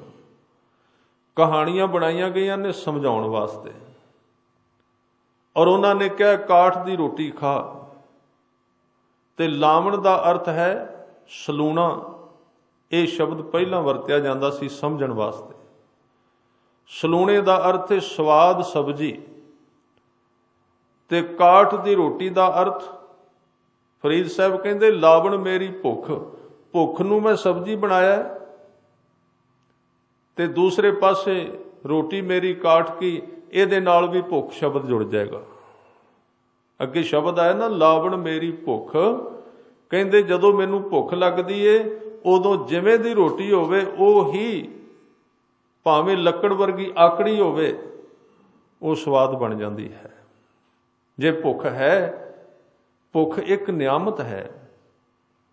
ਇਹ ਕੁਝ ਚੀਜ਼ਾਂ ਨੇ। ਗਰੀਬ ਬੰਦੇ ਕੋਲ ਕਿਹੜੀ ਦੌਲਤ ਹੈ? ਅਸੀਂ ਕਹਿੰਦੇ ਹਾਂ ਫਲਾਣੇ ਬੰਦੇ ਕੋਲ ਖਾਣ ਲਈ ਵਧੀਆ ਰੋਟੀ ਹੈ, ਕੋਈ ਫਰਕ ਨਹੀਂ ਹੈ। ਜਿਹੜਾ ਬੰਦਾ ਦਿਹਾੜੀ ਕਰਦਾ ਹੈ, ਸੜਕ ਤੇ ਕੰਮ ਕਰਦਾ ਜਾਂ ਸਾਰਾ ਦਿਨ ਕੰਮ ਕਰਦਾ, ਉਹਦੇ ਵਿੱਚ ਉਹਨੂੰ ਕੁਦਰਤ ਨੇ ਗਿਫਟ ਦਿੱਤੀ ਹੈ 2 ਚੀਜ਼ਾਂ ਦੀ, ਜਿਹੜੀ ਬੰਦੇ ਦੇ ਅੰਦਰ ਹੀ ਹੈ। ਉਹਨੂੰ 2 ਤਰ੍ਹਾਂ ਦੀ ਗਿਫਟ ਪਰਮਾਤਮਾ ਨੇ ਦਿੱਤੀ ਹੈ। ਉਹ ਇੱਕ ਹੈ ਤੇਜ਼ ਭੁੱਖ ਦਾ ਲੱਗਣਾ, ਕਿਉਂਕਿ ਜਦੋਂ ਕੰਮ ਕਰਦਾ ਤੇ ਉਹਦੇ ਸਰੀਰ ਵਿੱਚ ਵਰਗਿਸ਼ ਹੁੰਦੀ, ਉਹਨੂੰ ਤੇਜ਼ ਭੁੱਖ ਲੱਗਦੀ ਹੈ। ਉਹਦੇ ਉੱਤੇ ਜਿਵੇਂ ਦੀ ਰੋਟੀ ਖਾਧੀ ਜਾਏ ਉਹਦੇ ਸਰੀਰ ਦੇ ਵਿੱਚ ਨਿਆਮਤ ਬਣ ਜਾਂਦੀ ਹੈ, ਭੁੱਖ ਲੱਗੀ ਹੋਈ ਤੇ। ਦੂਸਰੇ ਪਾਸੇ ਇੱਕ ਬੰਦੇ ਕੋਲ ਧਨ ਦੀ ਕੋਈ ਕਮੀ ਨਹੀਂ, ਮਾਇਆ ਦੇ ਅੰਬਾਰ ਲੱਗੇ ਨੇ, ਫਰਿੱਜ ਭਰੀ ਹੈ, ਕਿੰਨਾ ਕੁਝ ਹੈ ਉਹਦੇ ਕੋਲ, ਬਹੁਤ ਕੁਝ ਉਹਦੇ ਕੋਲ ਹੈ, ਪਰ ਉਹ ਸਾਰਾ ਦਿਨ ਖਾ ਖਾ ਕੇ ਉਹਨੂੰ ਭੁੱਖ ਨਹੀਂ ਲੱਗਦੀ। ਰੋਟੀ ਖਾਣੀ ਹੁੰਦੀ ਹੈ, ਅਮੀਰ ਬੰਦੇ ਦੇ ਅੱਗੇ ਰੱਖੋ, ਇਸ ਤਰ੍ਹਾਂ ਮੂੰਹ ਕਰਦਾ ਜਿਵੇਂ 20 ਸਾਲ ਦੀ ਕੈਦ ਹੋ ਗਈ ਉਸਨੂੰ, ਕਿਉਂਕਿ ਖਾਣ ਨੂੰ ਚਿੱਤ ਨਹੀਂ ਕਰਦਾ। ਕੀ ਕਰੇ, ਕੰਮ ਕਰਨ ਨੂੰ ਨਹੀਂ ਹੈ, ਖਾਣ ਵਾਸਤੇ ਵਧੀਆ ਹੈ। ਇਹ ਪਦਾਰਥ ਹੈ ਕਿ ਕੈਦ, ਇਹਦੀ ਵਰਤੋਂ ਉਸਨੂੰ ਕਰਨ ਦੀ ਜਾਚ ਨਹੀਂ ਆਈ। ਇਹ ਜਿਹੜਾ ਪਦਾਰਥ ਸੀ, ਇਹ ਜਿਹੜੀ ਰਜੇਵਾਂ ਸੀ, ਇਹ ਉਹਦੇ ਵਾਸਤੇ ਦੁੱਖ ਬਣ ਗਿਆ। ਪਰ ਗਰੀਬ ਆਦਮੀ ਨੂੰ ਇੱਕ ਨਿਆਮਤ ਹੈ ਕੁਦਰਤ ਵੱਲੋਂ ਕਿ ਉਹਨੂੰ ਤੇਜ਼ ਭੁੱਖ ਲੱਗਦੀ ਹੈ। ਤੇਜ਼ ਭੁੱਖ ਲੱਗਣ ਕਰਕੇ ਉਹ ਜਿਵੇਂ ਦੀ ਰੋਟੀ ਉਸ ਨੂੰ ਰੁੱਖੀ ਸੁੱਖੀ ਮਿਲਦੀ, ਉਹਦੇ ਵਾਸਤੇ, ਸਰੀਰ ਵਾਸਤੇ ਉਹ ਦਵਾਈ ਬਣ ਜਾਂਦੀ ਹੈ। ਦੂਸਰੇ ਪਾਸੇ ਉਹਨੂੰ ਮਿਹਨਤ ਕਰਨ ਤੋਂ ਬਾਅਦ ਬੜੀ ਗਾੜੀ ਨੀਂਦ ਆਉਂਦੀ ਹੈ, ਜਿਸ ਗਾੜੀ ਨੀਂਦ ਦੇ ਵਿੱਚ ਦਿਮਾਗ ਦੇ ਬਹੁਤੇ ਰੋਗ ਨਸ਼ਟ ਹੋ ਜਾਂਦੇ ਨੇ। ਗੂੜੀ ਨੀਂਦ ਤੋਂ ਬਿਨਾਂ ਅੱਜ ਦਾ ਮਨੁੱਖ ਬੇਚੈਨ ਹੀ ਤਾਂ ਹੈ ਕਿ ਉਹਨੂੰ ਗੂੜੀ ਨੀਂਦ ਦੀ ਪ੍ਰਾਪਤੀ ਨਹੀਂ ਹੈ, ਚੰਗੀ ਨੀਂਦ ਨਹੀਂ, ਕਿਉਂਕਿ ਜਿਹੜਾ ਦਿਮਾਗ ਦੀ ਵਾਸ਼ਿੰਗ, ਇਹਨੂੰ ਧੋਣ ਦਾ ਹੋਰ ਕੋਈ ਥਾਂ ਨਹੀਂ ਬਿਨਾਂ ਨੀਂਦ ਤੋਂ। ਨੀਂਦ ਇਸ ਨੂੰ ਸਾਫ਼ ਕਰਦੀ। ਨੀਂਦ ਦੇ ਅਰਥ ਹੀ ਇਹ ਨੇ, ਜਿਵੇਂ ਕੋਈ ਕੱਪੜਾ ਮੈਲਾ ਹੋ ਜਾਏ ਤੇ ਉਸ ਨੂੰ ਸਾਬਣ ਲਾ ਕੇ ਮਲਿਆ ਜਾਂਦਾ, ਧੋਤਾ ਜਾਂਦਾ ਹੈ। ਨੀਂਦ ਦੇ ਵਿੱਚ ਬੰਦ ਆਦਮੀ ਦੇ ਦਿਮਾਗ ਦੇ ਵਿੱਚ ਜਿਹੜੇ ਬਹੁਤੇ ਵਿਕਾਰ, ਗਲਤ ਖਿਆਲ ਪੈਦਾ ਹੁੰਦੇ ਨੇ, ਉਹਨਾਂ ਨੂੰ ਉੱਥੇ ਧੋਤਾ ਜਾਂਦਾ ਹੈ, ਨੀਂਦ ਵਿੱਚ ਧੋ ਦਿੱਤਾ ਜਾਂਦਾ ਹੈ। ਇਹ ਦੋਵੇਂ ਚੀਜ਼ਾਂ ਇੱਕ ਗਰੀਬ ਆਦਮੀ ਦੀ ਨਿਆਮਤ ਨੇ। ਉਸ ਨੂੰ ਫਰੀਦ ਸਾਹਿਬ ਨੇ ਕਿਹਾ ਕਿ ਰੋਟੀ ਮੇਰੀ ਕਾਠ ਕੀ। ਕਾਠ ਦਾ ਅਰਥ ਹੈ ਖਾਣ ਵਾਸਤੇ ਰੋਟੀ, ਭਾਵੇਂ ਬਿਲਕੁਲ ਸੁੱਕੀ ਹੋਵੇ। ਲਾਵਣ ਮੇਰੀ ਭੁੱਖ, ਤੇ ਭੁੱਖ ਲੱਗੀ ਹੋਵੇ ਬੰਦੇ ਨੂੰ, ਭੁੱਖ ਵਿੱਚ ਖਾਏ। ਜਿਨ੍ਹਾਂ ਖਾਧੀ ਚੋਪੜੀ ਘਣੇ ਸਹਿਣਗੇ ਦੁੱਖ, ਪਰ ਜਿਨ੍ਹਾਂ ਨੇ ਬਿਨਾਂ ਭੁੱਖ ਤੋਂ ਭਾਵੇਂ ਚੰਗੀ ਵੀ ਖਾਧੀ, ਇਹਦੇ ਅਰਥ ਇਹ ਹੋਣਗੇ। ਬਿਨਾਂ ਲੋੜ ਤੋਂ ਚੰਗੀ ਵੀ ਖਾ ਲਈ, ਉਹਨਾਂ ਨੂੰ ਘਣੇ ਦੁੱਖ ਦਾ ਅਰਥ ਹੈ ਸਰੀਰਕ ਰੋਗ, ਤੇ ਹੋਰ ਕਈ ਤਰ੍ਹਾਂ ਦੇ ਸਰੀਰ ਦੇ ਵਿਕਾਰੀ ਰੋਗ ਉਹਨਾਂ ਵਿੱਚ ਪੈਦਾ ਹੋਣਗੇ। ਤਾਂ ਸਤਿਗੁਰੂ ਗੁਰੂ ਗ੍ਰੰਥ ਸਾਹਿਬ ਪਾਤਸ਼ਾਹ ਜੀ ਦੀ ਬਾਣੀ ਦੇ ਵਿੱਚ ਸਰੀਰ ਦਾ ਵੀ ਗਿਆਨ ਦਿੱਤਾ ਗਿਆ ਹੈ, ਸਰੀਰਕ ਤੌਰ ਤੇ ਬੰਦੇ ਨੇ ਕਿਵੇਂ ਰਹਿਣਾ। ਕਿਉਂਕਿ ਇਹ ਮੈਂ ਬੇਨਤੀ ਕੀਤੀ ਸੀ, ਇੱਕ ਹੈ ਜਪ ਜੁਗਤ, ਇੱਕ ਹੈ ਜੀਵਨ ਜੁਗਤ। ਹੁਣ ਜਪਦੇ ਅਸੀਂ ਹੈ, ਦੋ ਜੁਗਤਾਂ ਨੇ ਸਾਡੇ ਧਰਮ ਦੇ ਅੰਦਰ। ਜਪ ਜੁਗਤਦਾਰ ਤੇ ਸਿੱਖ ਸਵੇਰੇ ਉੱਠਦਾ, ਬਾਣੀ ਪੜ੍ਹਦਾ, ਨਾਮ ਜਪਦਾ ਹੈ, ਇਹਨੂੰ ਕਹਿੰਦੇ ਨੇ ਜਪ ਜੁਗਤ ਹੈ। ਇਹ ਅੱਧਾ ਹਿੱਸਾ ਹੈ। ਤੇ ਦੂਸਰੀ ਹੈ ਜੀਵਨ ਜੁਗਤ। ਜੀਵਨ ਜੁਗਤ ਦਾ ਮਤਲਬ ਹੈ ਆਪਾਂ ਜਿਉਣਾ ਕਿਵੇਂ ਹੈ, ਆਪਾਂ ਖਾਣਾ ਕਿਵੇਂ ਹੈ, ਵੇਖਣਾ ਕੀ ਹੈ, ਆਪਾਂ ਬਹਿਣਾ ਖਲੋਣਾ ਕਿੱਥੇ, ਗੱਲ ਕਿਵੇਂ ਦੀ ਕਰਨੀ ਹੈ।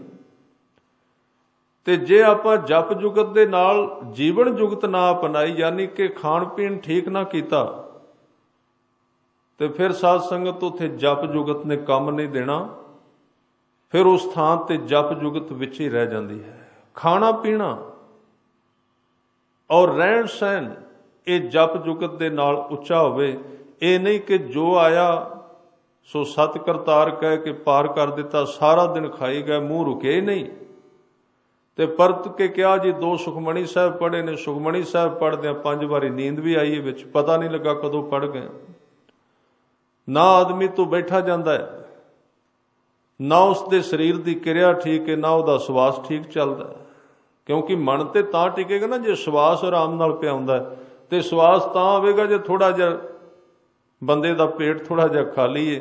ਜੇ ਆਪਾਂ ਗਲੇ ਤੱਕ ਇਹਨੂੰ ਭਰ ਕੇ 24 ਘੰਟੇ ਰੱਖਿਆ ਤੇ ਸਵਾਸ ਕਿੱਥੋਂ ਆਰਾਮ ਨਾਲ ਆਉਣਾ ਹੈ, ਤੇ ਮਨ ਕਿਵੇਂ ਟਿਕੇਗਾ, ਬਾਣੀ ਕਿਵੇਂ ਪੜਾਂਗੇ, ਸ਼ਬਦ ਵੀ ਪੂਰਾ ਨਹੀਂ ਜਾਂਦਾ।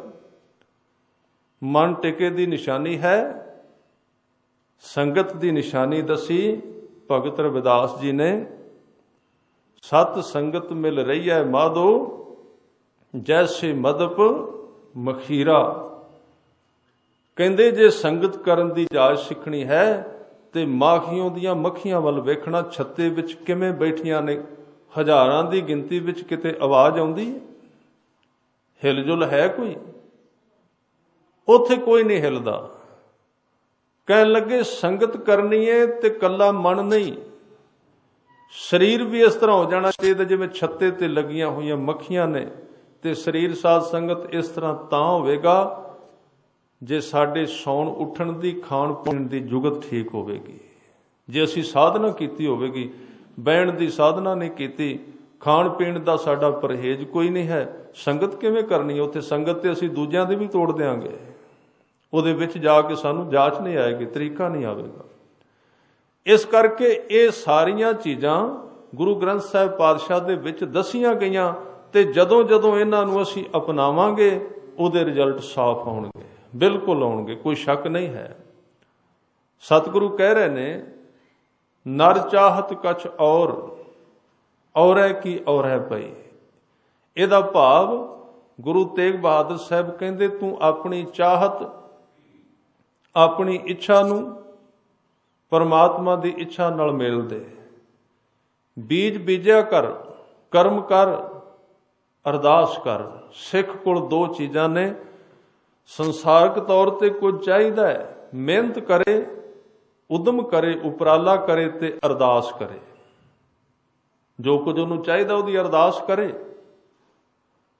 ਅਰਦਾਸ ਦਾ ਮਤਲਬ ਇਹ ਹੁੰਦਾ ਹੈ ਕਿ ਅਰਦਾਸ ਕੀਤੀ ਗਈ, ਹੁਣ ਜਦੋਂ ਉਹਦਾ ਰਿਜ਼ਲਟ ਬੋਲਿਆ ਜਾਣਾ ਹੈ, ਉਹਨੂੰ ਸਿੱਟਾ ਲੱਗਣਾ, ਉਹਦੀ ਚਾਹਤ ਨਾ ਕਰੇ। ਸੰਪੂਰਨ ਜੀਵਨ ਹੈ। ਇਸ ਬੰਦੇ ਨੂੰ ਕੋਈ ਫਾਈ ਨਹੀਂ ਪਏਗੀ, ਕੋਈ ਦੁੱਖ ਨਹੀਂ ਹੋਵੇਗਾ। ਭਾਣੇ ਵਿੱਚ ਜਿਉਂਦਾ ਹੈ, ਰਜਾ ਵਿੱਚ ਜਿਉਂਦਾ ਹੈ। ਕਰਮ ਕਰਤ ਹੋਵੇ ਨੇ ਕਰਮ, ਤਿਸ ਬੈਸਨੋਂ ਕਾ ਨਿਰਮਲ ਧਰਮ। ਕਰਦਾ ਹੈ ਕਾਹੂ ਫਲ ਕੀ ਇੱਛਾ ਨਹੀਂ ਬਾਂਛੈ। ਹੈ ਬੜਾ ਔਖਾ। ਇਹ ਕਿਵੇਂ ਹੋ ਸਕਦਾ ਹੈ? ਇੱਕ ਬੰਦਾ ਮਿਹਨਤ ਕਰੇ, ਬੂਟੇ ਬੀਜੇ, ਗੋਡੀ ਕਰੇ, ਪਾਣੀ ਦੇ, ਤੇ ਪਰਤ ਕੇ ਉਹਦੇ ਮਨ ਵਿੱਚ ਕਦੀ ਖਿਆਲ ਨਾ ਆਵੇ ਵੀ ਇੰਨੀ ਮਿਹਨਤ ਕੀਤੀ, ਇਹਨੂੰ ਜ਼ਰੂਰ ਅੰਬ ਲੱਗੇ, ਜ਼ਰੂਰ ਫਲ ਲੱਗਣਾ ਚਾਹੀਦਾ। ਕਿਸੇ ਫਲ ਦੀ ਇੱਛਾ ਨਹੀਂ ਬਾਂਛਦਾ, ਪਰ ਕਰਮ ਕਰੀ ਜਾਂਦਾ ਹੈ। ਉਸ ਵਿਅਕਤੀ ਦੇ ਰੁੱਖ ਜੀਵਨ ਨੂੰ ਇਸ ਤਰ੍ਹਾਂ ਦੇ ਫਲ ਲੱਗਦੇ ਨੇ, ਜਿਹਨੂੰ ਕਬੀਰ ਸਾਹਿਬ ਕਹਿੰਦੇ ਨੇ। ਜਦੋਂ ਉਹਨਾਂ ਨੇ ਵੀ ਬੀਜਣ ਦੀ ਗੱਲ ਕੀਤੀ, ਕਬੀਰ ਐਸਾ ਬੀਜ ਬੋਏ ਜੋ 12 ਮਾਸ ਫਲੰਤ। ਫਿਰ ਉਹਦੀ ਕੋਈ ਇੱਕ ਰੁੱਤ ਨਹੀਂ ਹੈ ਕਿ ਇਸ ਮਹੀਨੇ ਵਿੱਚ ਉਹਨੂੰ ਫਲ ਲੱਗਣਗੇ, ਅਗਲੇ ਵਿੱਚ ਨਹੀਂ। 12 ਮਾਸੀ ਫਲ ਹੈ ਉਹ। ਐਸਾ ਬੀਜ ਬੋਏ ਜੋ 12 ਮਾਸ ਫਲੰਤ, ਸੀਤਲ ਛਾਇਆ। ਉਸ ਰੁੱਖ ਦੀ ਛਾਂ ਬਹੁਤ ਸੀਤਲ ਹੈ। ਉਹ ਆਪ ਤੇ ਰੁੱਖ ਹੀ ਹੋ ਗਿਆ, ਬਸ ਜਿਹੜਾ ਉਹਦੇ ਕੋਲੋਂ ਦੀ ਗੁਜ਼ਰਿਆ। ਤੁਸੀਂ ਕਈ ਵਾਰੀ ਵੇਖੋਗੇ ਨਾ, ਗਰਮੀ ਵਿੱਚ ਰੁੱਖ ਤੇ ਗੁਰਮੁਖ ਸਾਧੂ ਇੱਕ ਨੇ।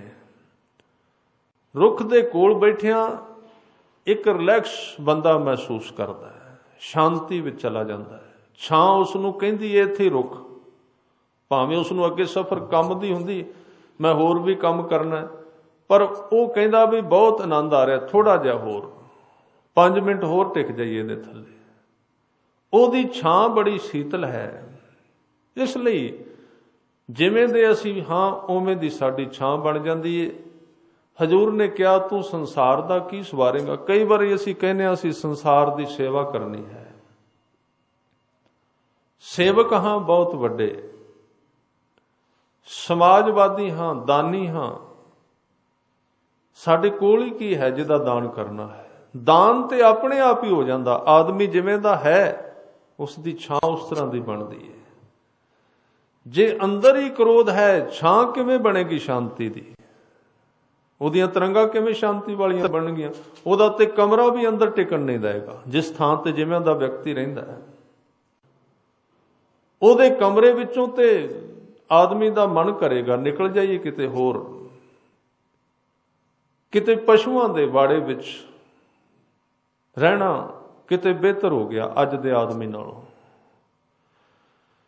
ਕਿਉਂਕਿ ਉਸ ਪਸ਼ੂਆਂ ਦੇ ਵਾੜੇ ਵਿੱਚ ਕੋਈ ਵੈਰ ਵਿਰੋਧ ਨਹੀਂ ਹੈ, ਕੋਈ ਈਰਖਾ ਨਹੀਂ ਹੈ, ਕੋਈ ਤ੍ਰਿਸ਼ਨਾ ਨਹੀਂ ਹੈ। ਇੱਕ ਸਮਾਧੀ ਵਿੱਚ ਨੇ ਪਸ਼ੂ, ਜਿਉਂ ਰਹੇ ਨੇ ਜਿਵੇਂ ਉਹਨਾਂ ਨੂੰ ਪਰਮਾਤਮਾ ਨੇ ਬਣਾਇਆ, ਪਰ ਇਹ ਆਦਮੀ ਦਾ ਘਰ ਹੈ। ਅਸੀਂ ਕਹਿੰਦੇ ਹਾਂ ਬੰਦੇ ਦੀ ਦੇਹ ਬੜੀ ਵੱਡੀ, ਗੁਰੂ ਗ੍ਰੰਥ ਸਾਹਿਬ ਪਾਤਸ਼ਾਹ ਜੀ ਕਹਿੰਦੇ ਨੇ ਕੋਈ ਸ਼ੱਕ ਨਹੀਂ, ਪਰ ਅਸੀਂ ਇਹਨੂੰ ਉਸ ਤਰ੍ਹਾਂ ਵਰਤਿਆ ਹੀ ਨਹੀਂ। ਆਦਮੀ ਦੇ ਘਰਾਂ ਵਿੱਚ ਟਿਕਣਾ ਮੁਸ਼ਕਿਲ ਹੋ ਗਿਆ। ਇਸ ਨਾਲੋਂ ਤੇ ਸ਼ਮਸ਼ਾਨ ਘਾਟ ਵਿੱਚ ਰਹਿਣਾ ਆਦਮੀ ਨੂੰ ਸਕੂਨ ਦਿੰਦਾ ਹੈ, ਉੱਥੋਂ ਵਾਪਸ ਮੁੜਨ ਨੂੰ ਚਿੱਤ ਨਹੀਂ ਕਰਦਾ, ਕਿਉਂਕਿ ਉੱਥੇ ਸੰਸਾਰੀ ਮਜਬੂਰਨ ਕੁਝ ਮਿੰਟਾਂ ਵਾਸਤੇ ਜਾਂਦਾ ਹੈ। ਇਸ ਕਰਕੇ ਉਹਦੀ ਚਾਹਤ ਜਿਹੜੀ ਹੈ ਉਹ ਕਿਵੇਂ ਦੀ ਹੈ, ਜੋ ਕੁਝ ਸਾਡੇ ਅੰਦਰ ਹੈ ਉਹਦੀ ਛਾਂ ਉਸ ਤਰ੍ਹਾਂ ਦੀ ਬਣੇਗੀ, ਬਣਾਉਣੀ ਨਹੀਂ ਪੈਂਦੀ।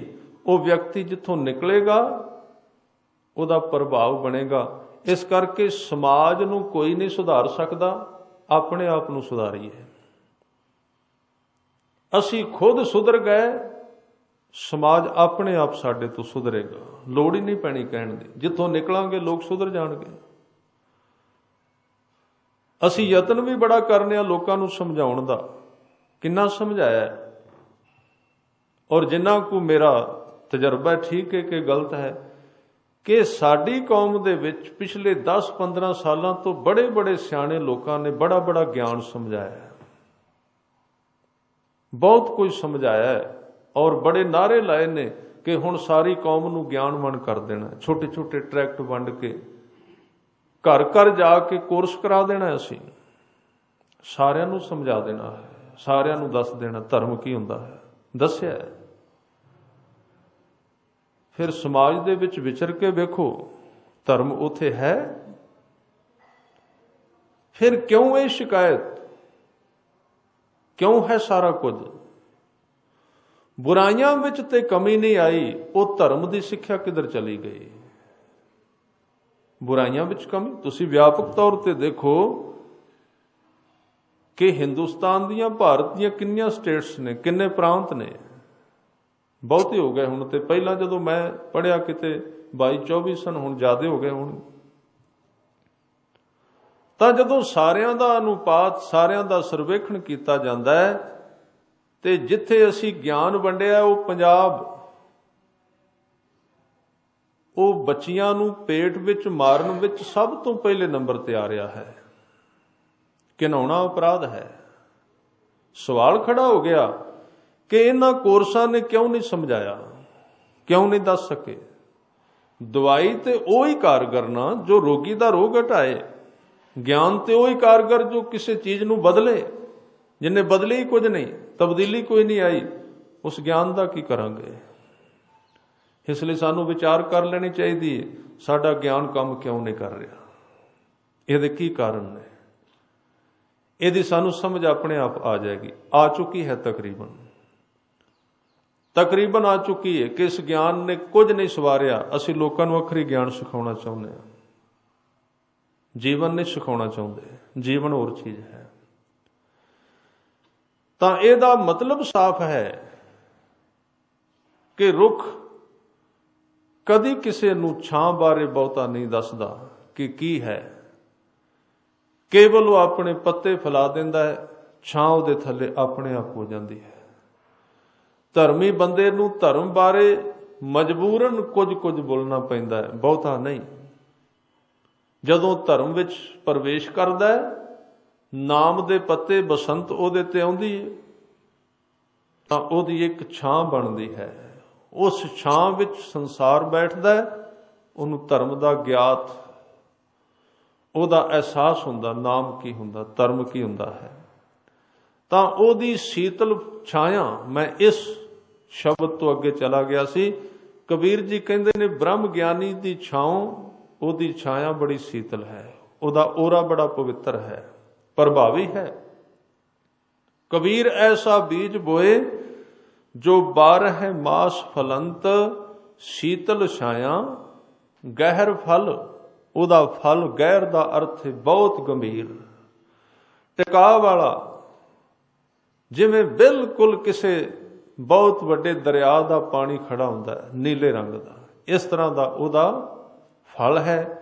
ਫਲ ਦਾ ਮਤਲਬ ਉਹਦੇ ਅੰਦਰ ਜੋ ਗਹਿਰਾ ਆਨੰਦ ਹੈ, ਉਹ ਬਹੁਤ ਉਹਦਾ ਫਲ ਹੈ। ਸੀਤਲ ਛਾਇਆ ਗੈਰ ਫਲ, ਪੰਖੀ ਕੇਲ ਕਰੰਤ, ਉਹਦੇ ਉੱਤੇ ਆ ਕੇ ਪੰਛੀ ਕੇਲ ਕਰਦੇ ਨੇ, ਸਰੀਰ ਦੇ ਇੰਦਰੇ ਗਾਉਂਦੇ ਨੇ, ਸਾਰੇ ਗੀਤ ਗਾਉਂਦੇ ਨੇ। ਇਸ ਤਰ੍ਹਾਂ ਦਾ ਹੈ ਉਹਦਾ ਜੀਵਨ, ਇਸ ਤਰ੍ਹਾਂ ਦਾ ਉਹਦਾ ਫਲ ਹੈ। ਤਾਂ ਐਸਾ ਬੀਜ ਬੋਏ, ਕਿਹੜਾ? ਕਾਹੂ ਫਲ ਕੀ ਇੱਛਾ ਨਹੀਂ ਬਾਂਛੈ, ਚਾਹਤ ਤੋਂ ਰਹਿਤ ਜੀਵਨ, ਇੱਛਾ ਤੋਂ ਰਹਿਤ ਜੀਵਨ। ਔਰ सतगुरु ने सानू बाणी नाल जोड़िया, नाम नाल।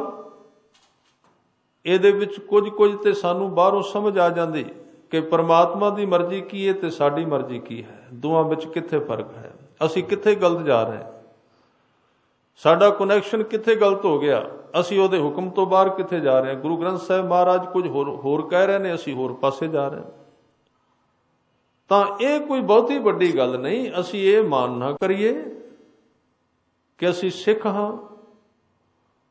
गुरु ग्रंथ साहिब दे अगे मत्था टेकने चंगी गल है,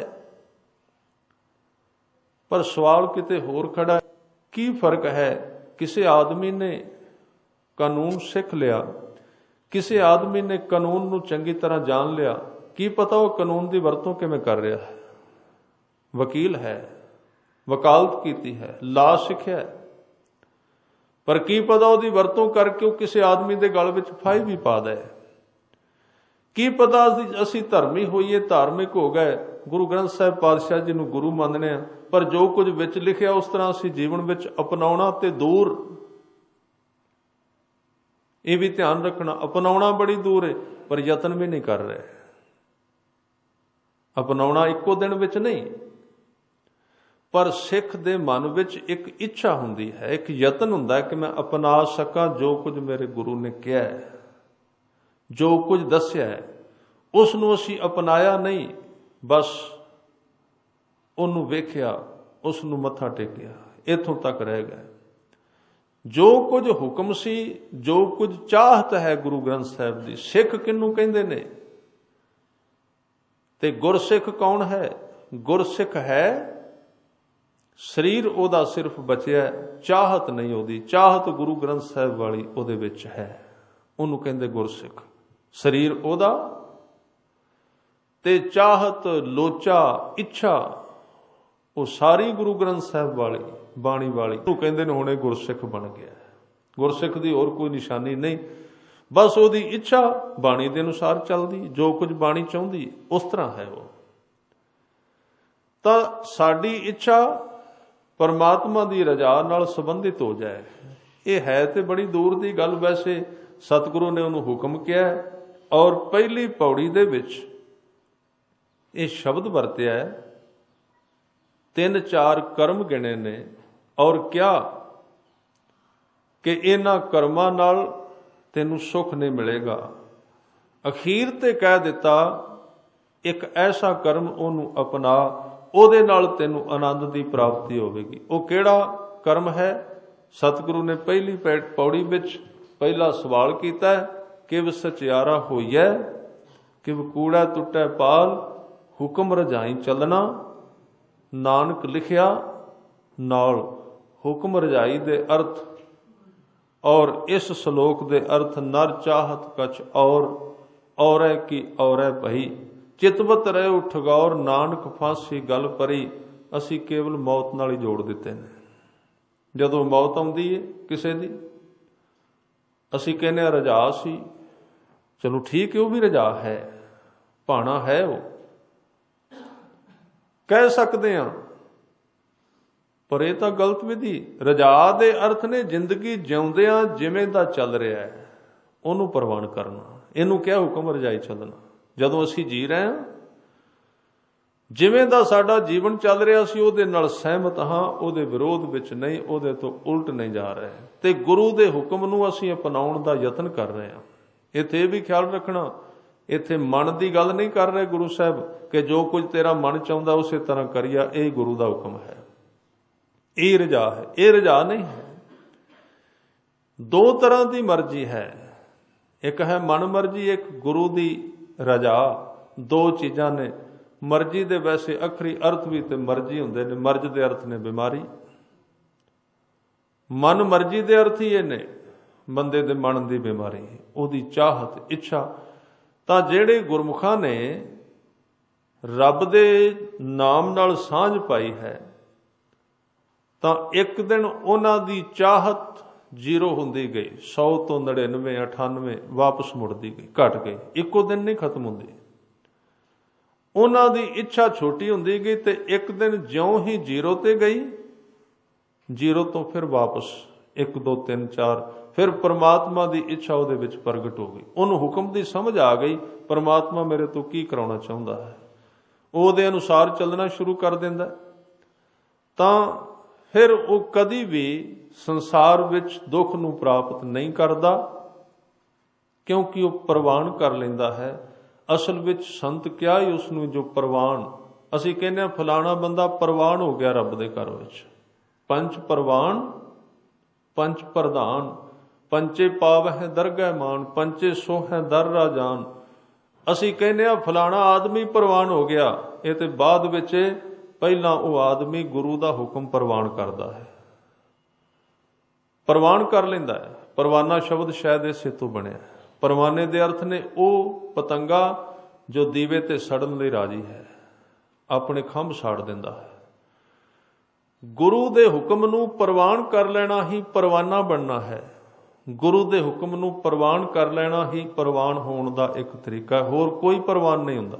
पंच प्रवान कौन ने? प्रवान दे अर्थ ने जिन्हां ने रब दी मर्जी नूं प्रवान कर लिया।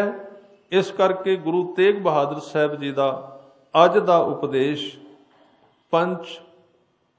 पंचां दे संबंध विच है, और एक पासे संसारी दुख की है, फाई की है। वाकई किसी आदमी ने गुरु तेग बहादुर साहब नूं कोई सवाल किया है, फाही क्यों पई है? गल विच फाही है, दुख दी है, चिंता दी है, कई प्रकार दी फाही है, ते जिहदे गल विच नहीं पई हुई उहदे उत्ते लटक रही है। फर्क कोई नहीं, एक दे तां पै गई। इत्थे कोई भी आनंदित नहीं है, क्योंकि इस संसार दी इच्छा दी फाही ने, रस्सी ने, एक तां वो जिन्हां नूं मार ही दिता है, वो तां खत्म ही हो गए, ते कईयां दे गल विच पई हुई, जिन्हां दे नहीं पई हुई उन्हां दे उत्ते लमकदी। डर उस तो भी ज़्यादा है, उस तो ज़्यादा चिंता है उस डर विच। इस करके इत्थे जिहड़ा दुख विच है वो तो दुखी है, जिहड़ा दुखी नहीं उस दुख विच है, क्योंकि दुख आउण वाला है, दुख सिर ते खड़ा है। तां जरूर किसी ने कहा फाही क्यों गल पई है, क्योंकि अखीरले श्लोक दे शब्द ने नानक फांसी गल परी। गल विच फाही पई हुई है, जीवन दी, मौत नाल संबंधित नहीं है। ये जीवन दीयां फाहियां दा जिक्र है। तां गुरु तेग बहादुर श्लोक विच उस सवाल दे जवाब विच बोलदे ने, कहंदे सफाही दा कारण सुनो, नर चाहत कछ और। आदमी हमेशा परमात्मा दी मर्जी तो उल्ट चाहुंदा है, यह है दा सब तो वड्डा कारण, यह है दुख। वो बहुत कुछ चाहुंदा है, ते जदों बहुत कुछ चाहुंदा है, नर चाहत कछ और है की और है पई, होर दी होर हो गई, उन्हें तो होना ही सी। इस ब्रह्मंड विच जरूरी थोड़ी जिवें एक आदमी कवे उस्तरी सारा हो जाए। वो जदों होर होया, अंदर एक संघर्ष जीवन विच आ गया, विरोध शुरू हो गया, कल्पना शुरू हो गई, एक क्यों होया है, इस तरह नहीं होना चाहिए। बस यही फर्क इस धर्मी बंदे दा कि वह ब्रह्मंड दे विच इस तरह जिउना चाहुंदा जिवें परमात्मा उसनूं जिउना चाहे, ते संसारी दा यह धर्म है, वो उस तरह संसार नूं चलाउणा चाहुंदा है जिवें वो चाहे। ये सारा संसार विच कलह है, ये कलेश है। हर एक घर दे विच कलेश दा कारण यह है, हर एक व्यक्ति चाहुंदा जिवें मैं चाहुंदा उस तरह चले, समझौता नहीं करता। ਉਹਦੇ अंदर एक हरनाक्ष बिरती है, वो कहता कोई नहीं परमात्मा, हरनाक्षी सब थावां ते मैं ही हाँ, मेरे तो बिना यह क्यों हो सकता है, जद कि उन्होंने पता नहीं वो भी एक हिस्सा है इस कुदरत का, बाकी सारी कुदरत पई हुई है। तो वह होर दी जदों होर होई, उस वेले दुख की फाही गल विच पै गई। नर चाहत कछ और है की और है भाई, फिर की हुंदा इस तो अगे होर दुख। चलो जे और है की और है भाई ना होवे जो सोचीदा है, इत्थे एक मौका आदमी कोल भी समझ जाए, डिग पवे कि जो कुछ मैं सोचना उस तरह नहीं हुंदा, एक इत्थे मौका है सुधरन दा। कि मैं जो कुछ अज तक सोचा उस तरह नहीं होया। एक मौका इत्थे पर ਉਹਦੇ ਅੱਗੇ एक होर रोग शुरू ਹੁੰਦਾ है, ਉਹਨੂੰ ਕਹਿੰਦੇ ਨੇ चितवत रहो ठगौर। फिर अंदर चितवनी चलती बड़ी तेज, कल्पना चलती दिन रात कि जो कुछ ये गलत हो गया मेरे उल्ट होया, इनू मैं सीधा करके छड़ना है, ਇਹਦਾ पासा पलट के छड़ना है। बस ये पासा पलटद्या फिर पासा वही पलटता जिहड़ा फट्टे ते पलटदे ने, उत्थे पासा पलट देंदे, क्योंकि ये पासा नहीं पलटदा। इनू कहंदे ने कीता करना सर्ब रजाई, किछ कीचै जे कर सकीऐ।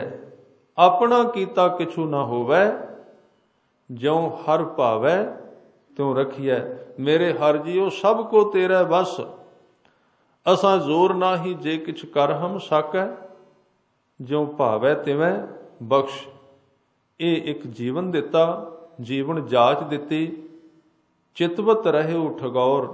इस तरह चितवती करदा करदा, ठगौर का अर्थ है वो ठग जिहदे हथ विच किसी दे नक विच सुगंधी पा के ठगण वास्ते बूटी हुंदी। कहंदे बंदे कोलों जदों जो कुछ वो चाहुंदा नहीं हुंदा ते फिर वो ठग बन जांदा, फिर भरमा के उन्हां चीज़ां नूं वापस प्राप्त करना चाहुंदा, गलत राह अपनाउंदा है। ते इस तरह करदियां करदियां फांसी गल परी, इत्थे संसार दे विच रहिंदे ही उहदे गल विच फांसी पै जांदी। और ਇਹਦੇ ਤੋਂ ਬਚਣ ਦਾ ਉਪਦੇਸ਼ ਗੁਰੂ ਸਾਹਿਬ ਕਹਿ ਰਹੇ ਨੇ। ਗੁਰੂ ਤੋਂ ਸਿੱਖ ਕਿਵੇਂ ਜੀਵਨ ਵਿੱਚ ਜਿਉਣਾ ਹੈ, ਸੰਸਾਰ ਵਿੱਚ ਕਿਵੇਂ ਆਪਾਂ ਰਹਿਣਾ ਹੈ, ਗੁਰੂ ਤੇਗ ਬਹਾਦਰ ਸਾਹਿਬ ਇਹ ਸਾਰੇ ਉਪਦੇਸ਼ ਬਖਸ਼ਿਸ਼ ਕਰ ਰਹੇ ਨੇ। ਸੋ ਇੰਨੀਆਂ ਬੇਨਤੀਆਂ ਪ੍ਰਵਾਨ, ਬੇਅੰਤ ਪ੍ਰਕਾਰ ਦੀਆਂ ਭੁੱਲਾਂ ਚੁੱਕਾਂ ਦੀ ਖਿਮਾ। ਵਾਹਿਗੁਰੂ ਜੀ ਕਾ ਖਾਲਸਾ, ਵਾਹਿਗੁਰੂ ਜੀ ਕੀ ਫਤਿਹ।